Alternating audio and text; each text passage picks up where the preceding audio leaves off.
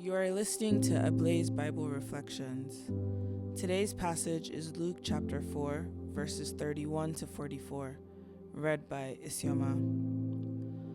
More than staff, they are souls. After Jesus left the synagogue in Luke chapter 4, verse 38, he did not end his day with the crowd. He turned toward a home, the house of Peter's mother-in-law. Peter had been following him, walking with him, learning from him, and serving beside him.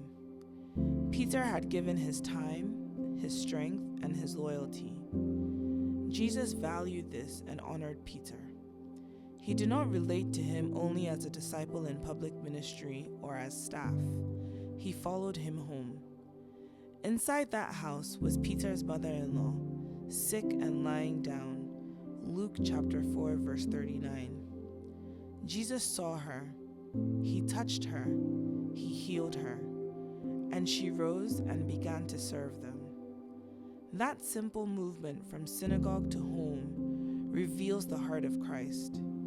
He was mindful not only of the work Peter was doing, but also of the life Peter was living. He cared about the world behind the work. He crossed the threshold. This speaks to us in a very practical way. Many of us work with people every day. Some work in our homes, some drive us, some cook for us, some assist us in our offices, some process our documents, some clean our spaces, some serve us quietly in ways that make our lives easier. We may know their names, we may know their schedules, but do we know their story? Jesus teaches us that our relationships must go beyond the workplace. First, we must see the person, not the position. The one who stands before you in uniform, or sits behind a desk, or drives your car is more than a function. They are not just staff. They are souls. They carry the image of God just as you do. They feel the same fears. They carry the same hopes. They worry about school fees. They pray about sick parents.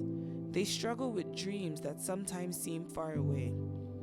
Circumstances may have placed you on different sides of the table, but before God, you both stand as human beings. When we forget this, we become cold. We become efficient but not compassionate. We become professional but not personal. Second, we need to know those who serve us, not in a controlling way, not in a curious way that invades their privacy, but in a sincere way that says, "You matter to me." Where are you from? How is your family? What are you hoping for? What has your journey been like? What is your story? We may not be able to solve every problem. We may not have answers to every need. But listening is powerful. When someone speaks and realizes that their employer or collaborator is truly interested, something changes. Dignity is restored, walls fall, trust grows. In that moment, we are no longer relating only to a role, we're touching a life. Third, our love must cross the threshold. It must go beyond the contract and beyond the salary. A salary is important. Fair pay matters. But love does not end there. Love asks, what else can I do if I am able? Can I support their child's education? Can I stand by them in a season of crisis? Can I help them build something stable for their future? Can I create a space where they are treated with respect and honor? Many have done this quietly. Some have paid school fees for the children of those who serve them. Some have helped them build a small home so that after years of service, they can retire with dignity.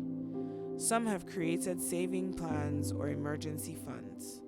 Some have simply been present in moments of grief. These acts preach a louder sermon than many words. They say, "You are not invincible to me." And this reflection goes even further.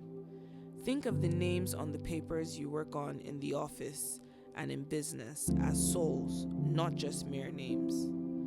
Some of us never meet the people we serve. We sit at desks and handle papers. We approve forms, we answer emails, we process applications. We drive on busy roads. We deliver services to faces we may never see. Yet, behind every document is a person. Behind every file is a family. Behind every delay is someone waiting. Can we begin to see souls in the papers we touch? Can we imagine the sick child behind the medical request? The elderly parent behind the pension form? The young student behind the scholarship application? When we begin to see this way, our work changes. We become more careful, more patient, more humane, more prayerful, and more accountable. It is easy to become distant. It is easy to reduce people to tasks. But Jesus shows another way. He had crowds to teach. He had demons to cast out. He had a mission to fulfill. Yet, he made time to enter a small house and care about one woman's fever. He noticed the quiet suffering in the background. More than staff, they are souls. And it goes both ways. If you are the one serving, serve with faithfulness and integrity. Peter gave himself fully to following Jesus. He walked closely with him. He worked diligently. And Jesus honored his life beyond the public space. God sees quiet faithfulness. God remembers unseen service. In the end, this is about the heart. It is about refusing to be snobbish or distant. It is about refusing to see people only as tools for our convenience. It is about recognizing that every person who serves us shares our humanity and bears the image of God. Let us have the courage to follow them home in our hearts. Let us see the person, not the position. Let our love cross the threshold, because they are more than staff, they are souls. God bless you. Stay close to the word, the Ablaze team.